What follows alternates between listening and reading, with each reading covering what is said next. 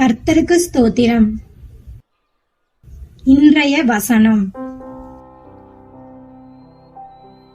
ரோமர் அதிகாரம் 12 வசனங்கள் 12 முதல் 14 வரை. நம்பிக்கையிலே சந்தோஷமாயிருங்கள், உபத்திரவத்திலே பொறுமையாயிருங்கள், ஜெபத்திலே உறுதியாய் தரித்திருங்கள், பரிசுத்தவான்களுடைய குறைவில் அவர்களுக்கு உதவி செய்யுங்கள், அந்நியரை உபசரிக்க நாடுங்கள், உங்களை துன்பப்படுத்துகிறவர்களை ஆசீர்வதியுங்கள், ஆசீர்வதிக்க வேண்டியதே அன்றி சபியாதிருங்கள்.